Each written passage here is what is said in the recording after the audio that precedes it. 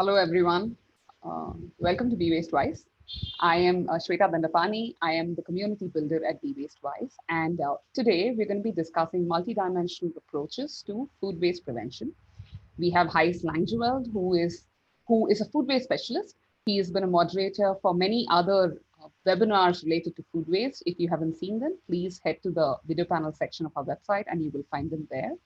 And he will interact with Benjamin Lephilibert, I hope I'm saying that marginally correctly, who's the founder and managing director at LightBlue Environmental Consulting.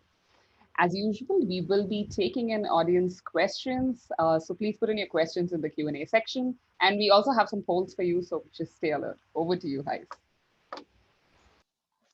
Yes, good morning, good afternoon, good evening to everybody. My name is Heis Langeveld, and I will be the moderator for this session. And I work as a principal consultant at my company and do project management in circular economy and waste management.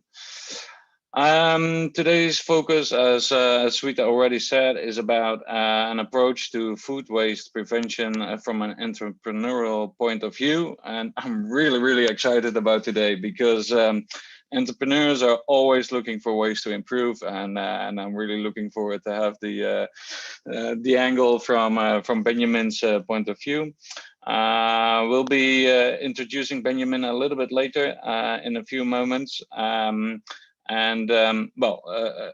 if you're watching this live, please use the Q&A session as we would like to have this as interactive as possible for today.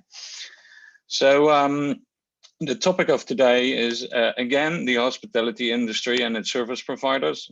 The industry has been seriously impacted by COVID-19. And one opportunity to create value, according to us, is to innovate food waste prevention services. And in a previous webinar of Be Waste Wise and Beyond Food Waste, which we organized together with Carlos Martin Rios and Anna de Visser Abmundsen, we discussed actually the innovation strategies to improve sustainable hospitality industry. And for today, as we said, we'll be focusing more towards how do you actually implement those strategies by a company, and it's we'll be discussing it in per service. We'll be discussing about monitoring, about certification and education, and how can you provide capacity building. And before we go to the speaker, I would like to have a poll around you as the audience and participants, and get your opinion about the first poll. Sweta, can you help me with this? So the question here is, have you recently visited any hotel or restaurant that communicated its responsibilities with regard to sustainable food and waste? And so the focus is here mostly on on their responsibility. So if due to COVID you haven't visited any hotels or restaurants during the last half year or a year, so please bear in mind the situation just before COVID, or so how was your recently visits around there? So please take the time to answer the question. You can answer either with no or yes, or yes, it's a requirement for me.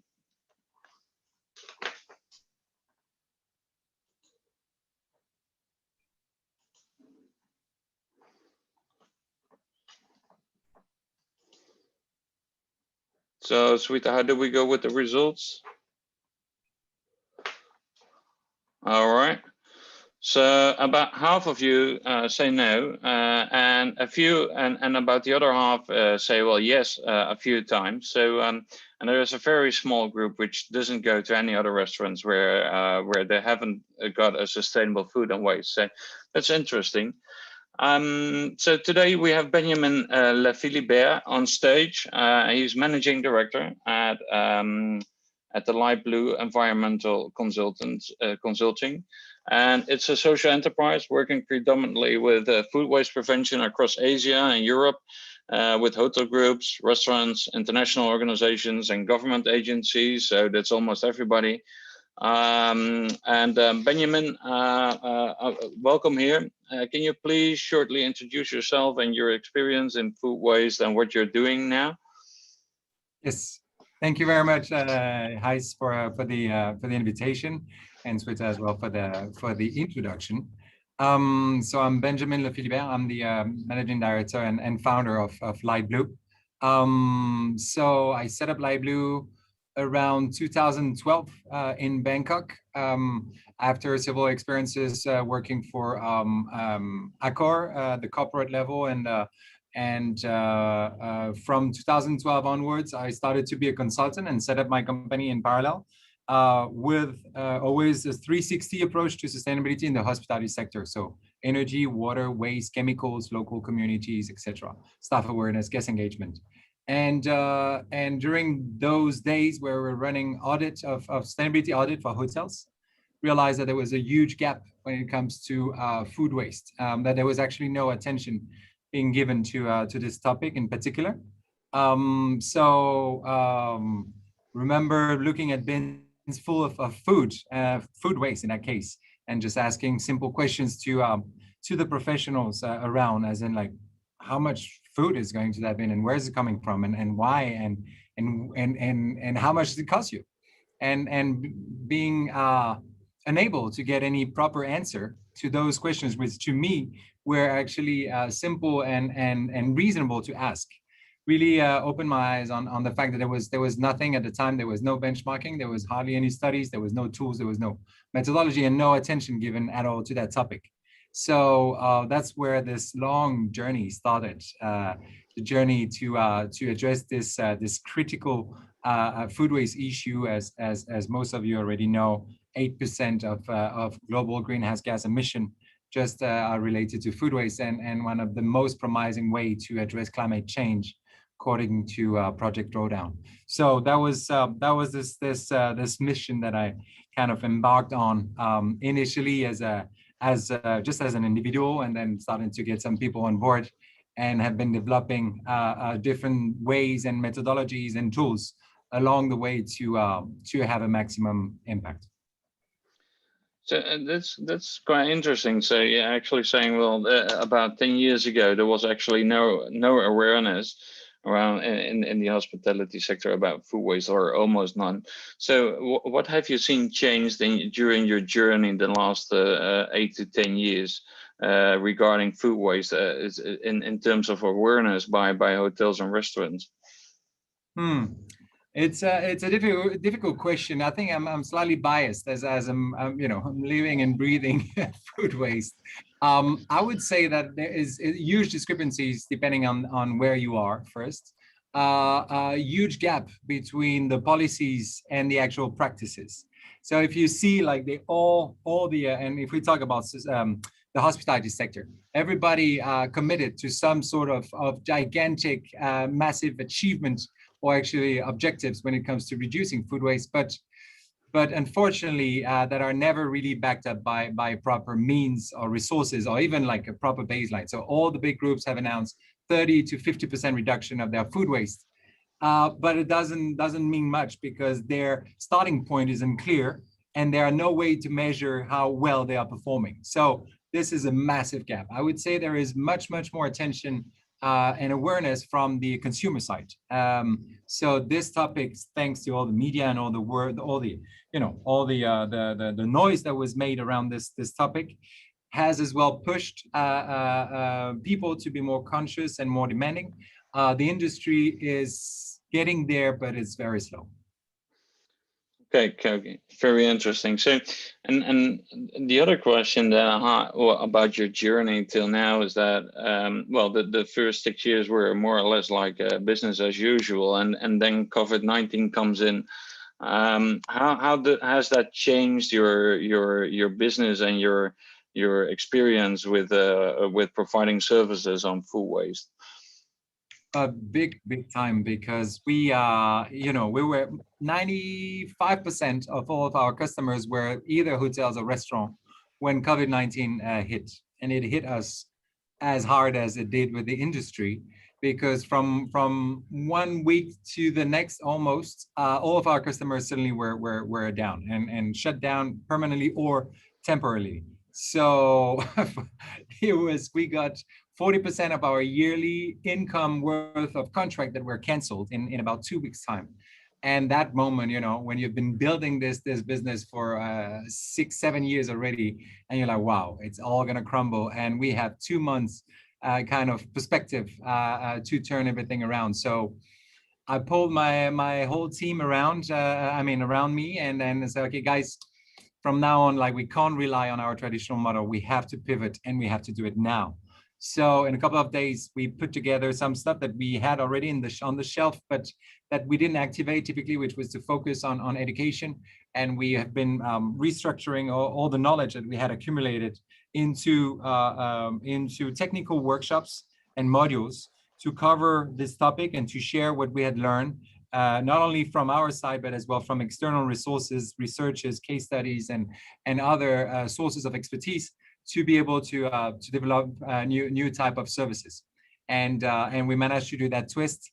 And at the end, we identified that suddenly we were reaching out to in a much broader, more broadly than we used to before, because we suddenly had some new adopters, or new, I don't like to call them customers, but people who would join our workshops from anywhere, from Canada all the way to Europe, to Eastern Asia.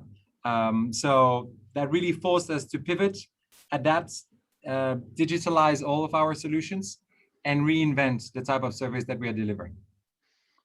Wow, amazing. Well, that's what I like about entrepreneurship. You get a big challenge, and then you just look for ways how to deal with them. So, well, great story. Okay, so we discussed in our preparation that we're going to discuss 3 products of you. The first one is monitoring of food waste. Then we go into certification, and then finally into education and capacity building. So maybe we can start with the monitoring of food waste. And before we go into your presentation, I would like to ask the audience another question. So just to see what is the perspective on facts. And the question would be, and Sweeta, could you help me with this, with putting up the poll, is what percentage of restaurants and hotels monitor their food waste? And what is your idea? Is it 0 to 1, or 1 to 5%, 5 to 10%, or 10 to 25, or 25% or more? And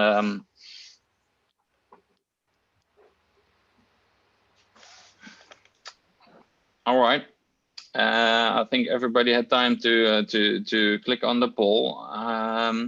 Sweeta, can you share the results? Yep. All right, about half of everybody says between 1 and 5, or even less, and some even think about 1 in 5 things, even 10% or more. And Benjamin, could you help us with answering this question? Yes, indeed, and I will do so with actually one slide. Can you allow me to share my screen, please?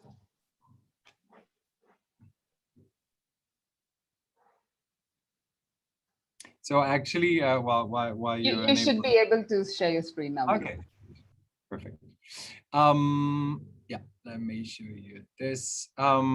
This is pretty insane. Can you tell me if that's fine? Okay, awesome. So just a couple of figures which I think are useful in the context of our discussion. So as you said, and for those of you that are not aware, like 1/3 probably of what we are producing is wasted. Some say it's even more, like towards 40% or 8% of greenhouse gas emission. To answer your question, from our estimation is that less than 3% of food services are actually monitoring food waste. So actually the audience is quite accurate on this point. And why it doesn't make sense to us, because as you can imagine, we have been through all sort of pushback and hitting the wall, as in like, it's not worth it. We're already controlling it well. We don't think we have a lot of food waste. it's all the cost, it's all absorbed, it's marginal. And I knew that there was only way to get the industry to start moving on this is to put a dollar figure on it and to be specific and have a methodology that is strict on how to measure food waste and how to quantify and put a price tag on it. And what is staggering is to see that hotels, the cost of food waste represent between 6 to 14% of their revenue. That is a massive chunk of money that is just going straight to the bin and being unchecked. So that's why we decided to start building some solutions. So I will start with, as you said, food waste monitoring. So we initially started from very basic tools, paper and pen, 4 colors that were spoilage waste, preparation waste, buffet waste, and plate waste, and trying to kind of segment all of this food waste, understand why, and first in one location and then in multiple locations. And what was the beginning, an Excel became a super Excel that then became an Excel online. And every time we were kind of progressing, then adding new features. And the latest stage was actually the development of an app that is running on a generic device that is used as a data entry point. So instead of using paper and pen, you just need to install the app on any Android device, and that's where the catch is. That means that it's a very low cost sort of a solution. You don't need to invest in any expensive hardware. And in 5 clicks, all the information pertaining to food waste, which are when, where, what, why, how much, are basically captured through the app, and all the information then are sent directly to this cloud-based software that does all the data analysis. So the good thing with this sort of technology is that you can have multiple locations that are recording food waste, which is of great added value, because if the cost of the solution is too high, then you will have to choose where, typically in a hotel, where do you want to put it? But if you focus only on one location, then usually what happens is that, well, you miss the big picture and you don't understand really where should the effort be put on. So that's where we developed FIT, so Food Intel Tech, that was recognized by Solar Impulse as an efficient solution in September last year. And that is really like the first and most scalable part of our business, which is very, I would say, lean and not time consuming, because that's always one of the key questions being asked by the adopters. How long is it going to take? I cannot dedicate one person full time to do that. It is absolutely not about that. It is about having a device in your kitchen that is embedded in the SOPs and the way you run your kitchen on a daily basis, and ensuring that the staff are entering the information the same way that they are supposed to put the records for the temperature in the logbook for any sort of hygiene standard. So it's about being systematic and capturing those key data in order to adjust the operation and being more efficient. I will skip the video. Let me stop sharing so I don't have to. Because the video is not working on mine. So yeah, that's in a nutshell about the FIT food waste monitoring system. Can you explain a little bit, Benjamin, about, like, this is the app where you put the figures in, but how does it work with actually weighting, etc., of the food waste? So do you need separate devices for that? Yeah, so the idea was that this could be deployed in any kitchen without any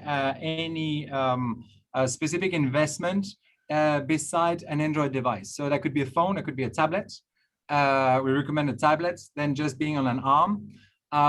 The only thing then that you need on the side is a scale. So usually any kitchen has scale. So a small scale can be as basic as mechanical or simple digital scales that are now super cheap.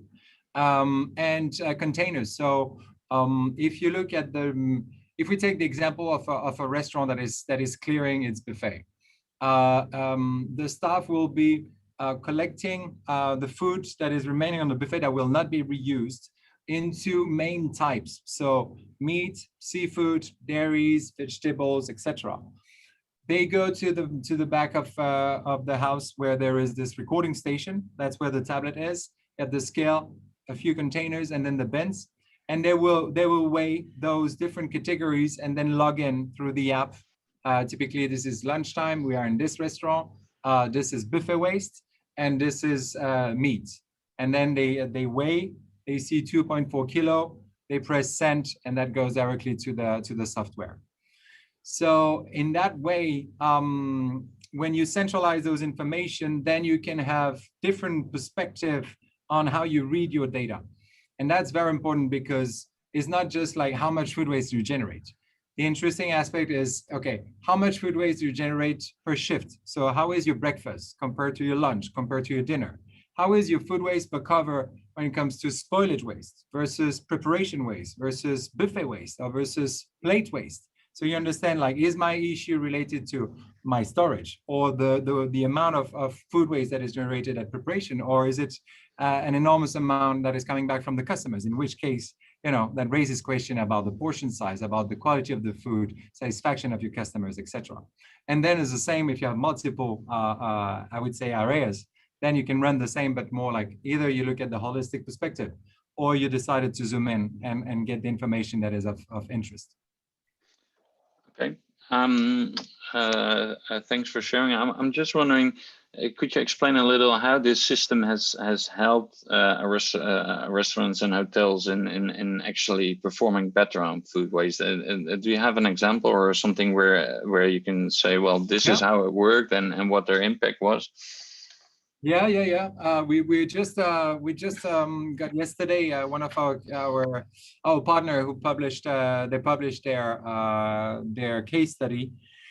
So fine dining restaurant, and that's interesting because there are many as well. I mean, some perspective are like, okay, this is just for the big hotels. I'm a small restaurant, I have 50 seats. It's not for me.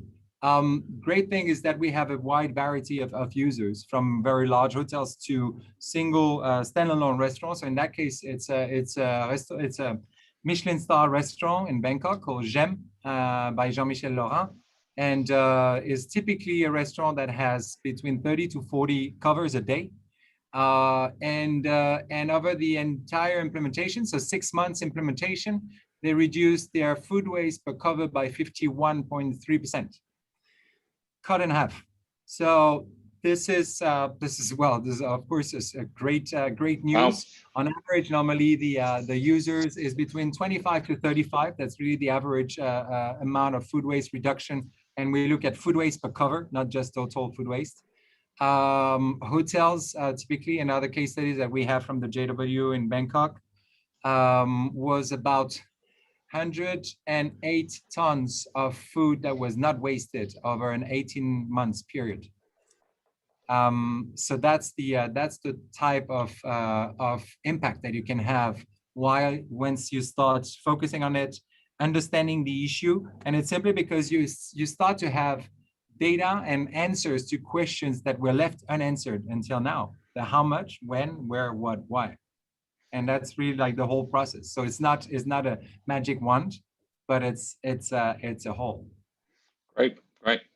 Well, the first questions that are coming in from the audience. So let me go to a question of Sarah Bruns. When you approach venues, what lens do you take to convince them actually that this is useful? Is that the economic one, or the reputational one, or the environmental one, or all of them? There is an overwhelmingly the financial one. There is hardly any situation where we got approached by some guys saying, okay, look, this is the right thing to do, unfortunately. So I mean, that's we have learned as well through those years to be super specific and to speak as well the language, because down the line we are predominantly working B2B, so we have to show results, and those results have to be backed up by solid financial KPIs. So we know that we have a positive impact, and we are tracking and reporting on that positive financial environmental impact. But we only know that whoever is signing the check, in 95% of the cases, it's just about the money. Yes. And I've got a second question from Elizabeth Craigs. Does the app provide a business with suggested actions they can implement to reduce food waste, or does the business develop their own actions? So do you help them or not? We help them a bit, but indeed, the main focus is, I mean, chefs are not dumb. Once you start putting figures and categorizing and presenting trends, it becomes obvious, because by implementing the system, you have to face your waste. And that's one big component that is usually misunderstood, is that you can have super advanced, fully automated system, but if you have this distance between your behavior and what is the outcome, which is in that case food waste, then you cannot bridge that gap. You have to bring this change of perspective, which is linked to a change of behavior, and that behavior is in that case linked to weighing and identifying by yourself the food waste. So most of the time, those actions are actually, or those ways to adjust are coming from them. And then there are sets of recommendations that are specific to certain sets of issues that we as well provide depending on the situation. Great, very interesting. Well, thanks for sharing how your app works and how businesses can do their advantage with them. And as I understand, it's mainly financial, so that's always good, as money speaks. So let's head towards the second product that you have developed, which is about education and capacity building. Which is about certification. I'm just jumping in towards the third one. I'm I'm a little bit quick here. My apologies for that. But we discussed. That's why. But we discussed a certification in advance. Could you help us and explain how does certification help businesses, and what type of service do you offer there? Yes, I'm going to try to share my screen as well as we speak. So this certification and benchmarking system is called the Pledge on Food Waste. The Pledge on Food Waste is basically, I think, to explain what it is, it's important to go back to how it got created. It was by understanding that there was first, there was no comprehensive systems to address food waste in the context of a restaurant, a canteen, or a restaurant, or a hotel. And by systems here, I'm talking about not only a set of procedures, but as well an entire way to approach this issue that is more 360.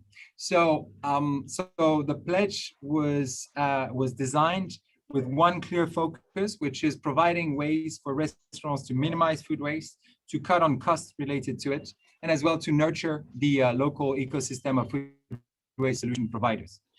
So, well, this is just an overview of the SDGs it helps to address, and the type of endorsement that were received. But what is more interesting is to understand the structure and the approach behind. So 95 criteria. Everything is online on a platform provided by Travel Life. So this international standards. Those 95 criteria are organized into 7 key pillars, from process documentation, which is the policy, the action plan, and the reporting on the achievement.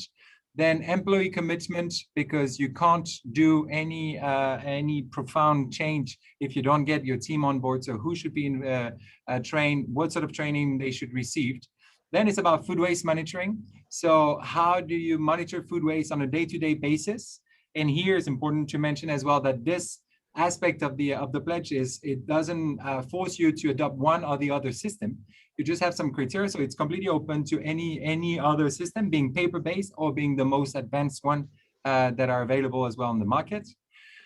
Then you have 2 components, which are food handling before preparation and food preparation and offering. This is really like the hardcore SOPs, the standard operating procedures, from the moment you purchase the food, the moment the food arrives at the back of house, the moment it is dispatched, the way it is being stored, the forecasting, the preparation, the service, and the disposal. So each of those steps has a specific set of requirements that helps the restaurant to ensure that it tightens the screw where potentially food is potentially wasted. So this is to reinforce some of the procedures are already in there. Some are new, and combined, it enforces them to make sure that they are respected. And then there are two components. One which is how do you engage customers on the topic of food waste, to be more cautious and to be potentially less wasteful, but really not by finger pointing or overcharging if they are leaving some food on their plate, but more by using critical touch points that exist between the restaurant and the customer, and to convey the message that we are a responsible operation. We are preventing as much as we can all the food waste at the back of house. Welcome to our restaurant, but kind of ... It would be great if you are joining this effort.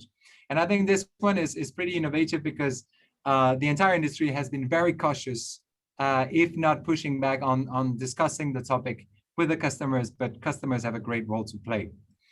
And the last component is related, the last pillar is related to post-consumer, meaning once the restaurant has put together all its effort to minimize food waste for its own benefit and has engaged all the different stakeholders, what else can you do to achieve or to aim for zero food waste to landfills? So following the food waste pyramid, what can the restaurant do to redistribute food surplus for charity, for instance, or using some apps, as we know, like the big players like Too Good To Go. If they cannot, or this has been explored, but there is still waste, organic waste, what can they do? Can they feed animals? If not, can they transform this organic waste into something more valuable, composting or waste to energy? So by adopting this approach, it puts restaurants and the team into this sort of mindset that they can strive for zero food waste to landfill, because as we know, there's a massive part of the issue of food waste is the way we dispose of food waste. And interestingly, that means that it activates the local ecosystem of food waste solution providers that suddenly have a way to collaborate with new players to offer their solutions. The interesting catch as well for restaurant chains or hotel chains is that they can use a systematic methodology that is third-party verified, and that's a very important aspect. The auditor will check the compliance, and they will be able to use a similar methodology to identify how well are their business units performing according to that standard. And they reach different levels. So we go from bronze to silver, silver to gold, gold to all-star, depending on how far you're pushing the boundaries. Great. Very interesting concept. Yeah, so the question that I had here was that if you look into pledges and the rule of pledges is that, well, what we see, for example, with plastics is that there are also some global pledges on reducing plastics or improving recyclates there. So, and these, in my point of view, it mainly comes from societal pressure towards organizations that they should improve their environmental footprint. What do you see here in these pledges? What is the main reason why companies join this pledge and actually want to make work of food waste? Yeah, two aspects. Again, finance, because the way it is designed, it is really like to have a holistic way to control your food waste. So we are looking at 3 to 5% reduction in average cost per cover. So the financial perspective for restaurants are very interesting. Then, depending on which market they operate in, but it will definitely have more and more importance, is definitely to differentiate their restaurants from the competition. So not only from towards the consumers or their direct consumers or customers or future prospects, but as well towards, I would say, tour operators or larger provider of business that will then start to have more stricter requirements for credentials of the businesses they're working with. So I would say those are the two main components. And can you tell us something about how many organizations have already signed into this pledge, and what type of organizations are that? Like, we have a question from the audience, like, does local governments, for example, also come on board with support of this? Did they already sign the pledge, for example? but it's not like you signed a pledge. We wanted to stay away from, oh, this is a commitment.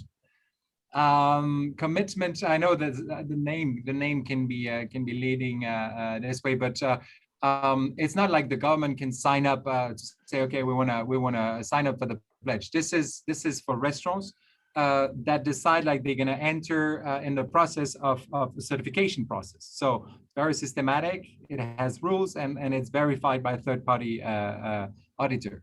So we have currently around 25 to 30 organizations that have or are in the process of implementing the pledge on food waste in Denmark, in Italy, in Thailand, in Singapore, and now in Mauritius. And Mauritius Island, we have this big project which I will touch on a bit after. And the type of organization, to answer your question. Standalone restaurants. Sometimes they are high-end, a couple of Michelin stars. Sometimes they're just like I would say normal casual restaurants. Restaurants of hotels. Usually they're all-day dining, like the Grand Hyatt in Singapore now is currently implementing it. The rest are we have as well canteens. Typically, we have a bank that is going through the process in Mauritius that is implementing this for their canteen. Great. And is there a role for governments to support this, or can they have a supporting role towards this pledge? Yes, big time, and especially now. And this is as well what's happening in Mauritius, where actually the government is providing some funding for those 10 pilots to go through the whole certification process and being accompanied in the process by us and by consultants to help them to implement the system in their operations. So yes, there is clearly an important role in Mauritius. So they are providing funding and they are endorsing. In other regions, this is well what we are exploring, to team up with government agencies to help to support the wider adoption. Okay, great. Okay, as we're coming, as time becomes our enemy, I would suggest that we move towards the next product. That's education and capacity building, which I already secretly introduced beforehand. So Benjamin, can you take us with us about what you're doing on this subject of education and capacity building? Yes, good point. So on the on capacity building, well, as I mentioned at the beginning, this became a big focus for us, where we initially it was included in our overall package, but since COVID, we decided to break it down and into mouthpieces and to define who is the target audience. Is it the professional from the industry? Typically like kitchen employees or hotels or restaurants, or is it a broader audience? So interestingly, our full course on food waste prevention, which was the first attempt to condense all the knowledge, we have been delivering this. So we have 5 times 3 hours modules to really take a deep dive into the topic. And the way it was designed is that we start with the big picture, then we will look at the food supply chain, the discrepancies in terms of food waste, depending on the region and depending on the moment it happens, from production, distribution, manufacturing, distribution, retail, and food services or the consumer. And then we're looking at innovations and technologies to minimize food waste. Then we really go to the micro level to look at food waste monitoring in commercial kitchens, the type of data that you can collect, how those data help you to identify issues that you can address, and how you will then assess the financial impact of these changes in your operation. And at the end, we move towards innovation and new business models to achieve zero food waste to landfills, while we touch on the pledge and other type of innovative solutions. What was super exciting is that over the past 6-8 months, We had a chance to train lecturers, like in Singapore, lecturers from Republic Polytechnic in Singapore. And we finally got a chance as well to start building capacity of master students from business schools and hospitality schools in Europe.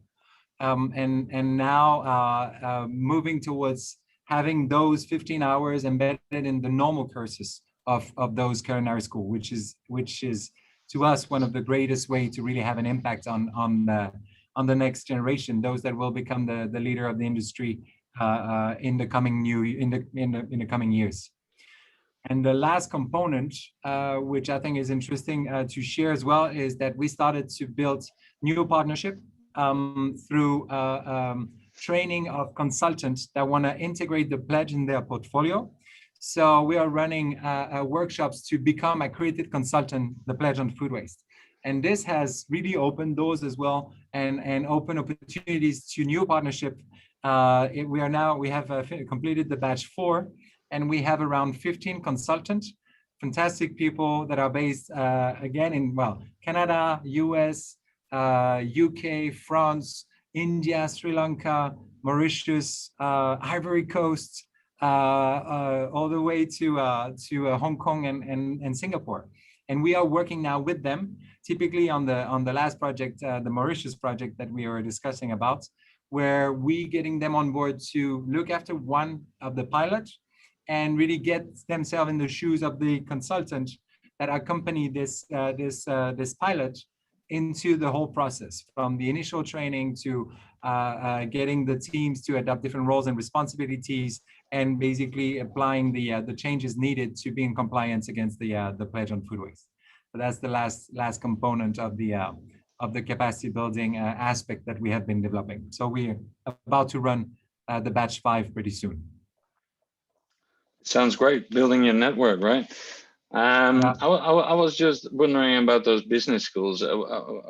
What makes them interested in this program? So why are they taking this as a standard part of their program? I think they're just realizing that it's interesting when you look at the polls about what are students, interested about, and it's overwhelming to see how much more aware, I would say, young adults are on the topic of sustainability and climate change, and how much more concerned they are, for good reason, compared to the professors or those that are decision makers that are much more established, usually more towards my age or older, and that may be less concerned, more status quo.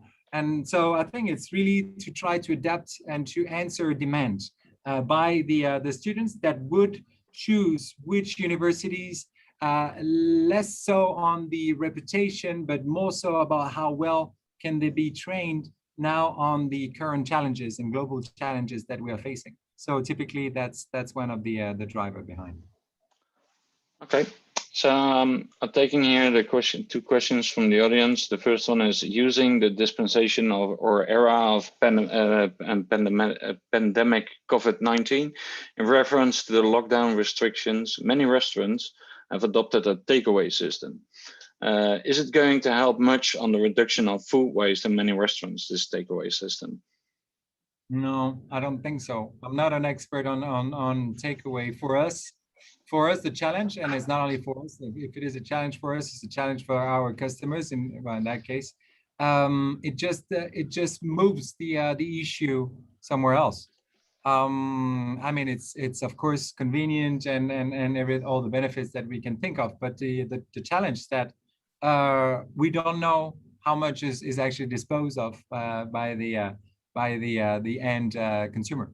So it wouldn't change much. What it has changed is as well it's easier for restaurants that are in complete lockdown to just prepare for food, because it's only based on ordering. So it's easy. They don't have to over prepare or kind of anticipate for walk-ins.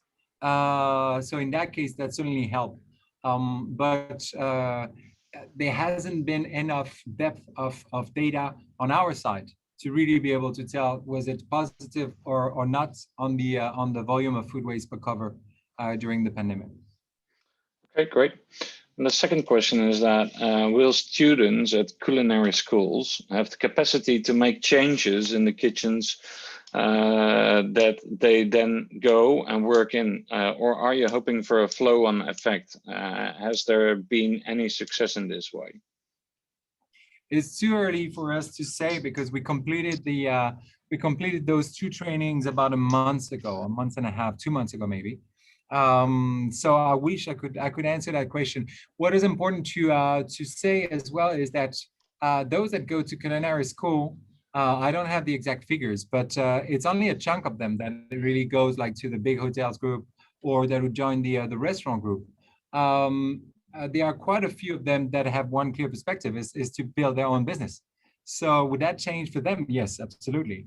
Then there are all those that would join their family business that may be in food. So maybe not directly in restaurants or hotels, but in food manufacturing. So what we are insisting during this sort of workshops and classes is to see how our certain approaches applicable not only to restaurant and hotels, but supermarkets or to food manufacturers. Because at the end of the day, it's more a change of perspective and applying certain methodologies and monitoring systems that can be applied either into a small restaurant kitchen or into a manufacturing plant that is manufacturing food. So it is a shift of mindset that we are trying to achieve rather than giving them, and saying, well, now you know everything. Yeah. Fantastic.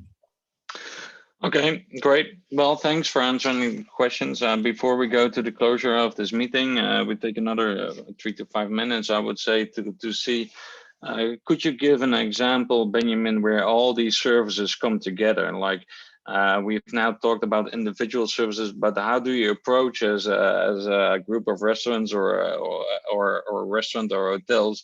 How can you approach this issue? Like not through one of the products, but in general, like how could you give an example of that, of how you're doing that? Yes, absolutely, and I will share just this landing page. Yes, so it's directly related to what we were talking about. This project in Mauritius for us is extremely exciting because it's the first time that we can really combine what we have learned and what we've built and crafted over the past 8 years into one project. So on Mauritius Island, we are working with 10 organizations that will be implementing food waste prevention systems. So we are going through different phases. The first phase is we are training the teams on implementing on learning how to implement the pledge on food waste certification in their operations. So they are dividing roles and responsibilities. They are looking at what they already do and what else should they be doing. Then we are training them on implementing food waste monitoring systems, so using FIT in their operation. How does it work? What are the categories? What are the equipment needs, etc. And the whole process will last for over a 6 months period. What is very interesting is that, so here we can see the key players. As I mentioned, it was initiated by Business Mauritius, thanks to finance by local government and the Human Resource Development Council government agencies. And so we design and engineer the system, and we are working as well with local partner, Foodwise, for which we have built the capacity of 3 of their consultants to become accredited consultant for the pledge on food waste. And they are now as well involved in the rollout and the implementation of this whole project, being our eyes and our hands on the ground. Because of the restrictions with travel, of course, we can't travel over there. So we have been we started this project about 3-4 weeks ago, and so we combining the FIT food waste monitoring, the pledge certification, the accredited consultant new capacities that are being basically trained as well on the go while accompanying those restaurants in the process. And we are aiming at looking at what is the big picture of this sort of initiative or destination level, because that's really what is beautiful in that case is that we finally managed to identify a way to implement food waste prevention at a destination level. So much broader approach, where we cluster the participant into clusters, so they can be trained together and being accompanied individually. So we can have a broader impact. And as you can see from here, mixing the capacity building with the tech, with the certification, and with the consultancy through and the advisory, I would say, throughout the whole process. And I will just share this visual to finish.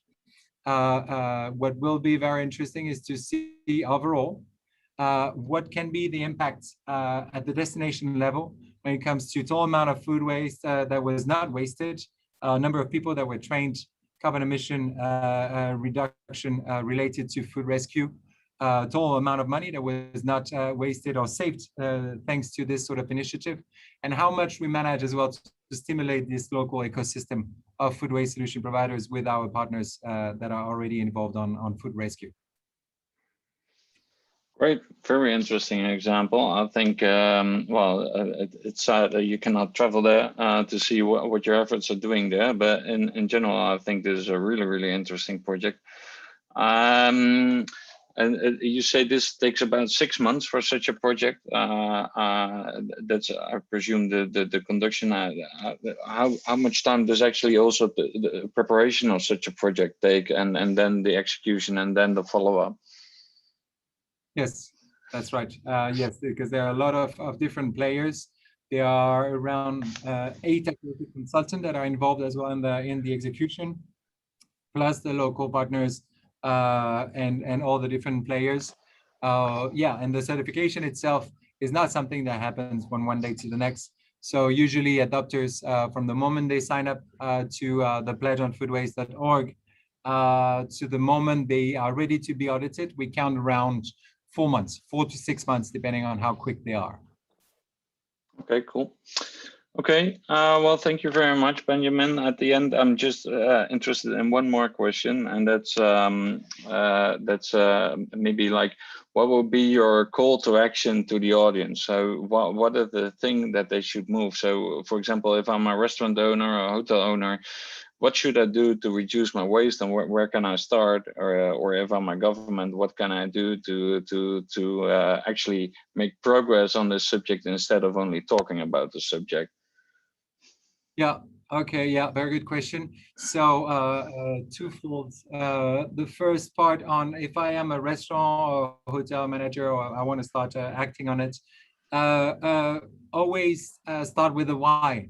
This is systematic. When we are implementing change, we always start with everybody needs to understand why is that an issue. If your team cannot answer that question, and many people don't see the link between food waste and climate change, then they won't really act on it. They're like, oh yeah, there's plenty of food, it's all around, doesn't matter. At the moment you start explaining what is the financial, the environmental, and the social impact of food waste and how absurd it is when there are millions of people that are dying from hunger, then they start, connecting the dots. So awareness is always number one.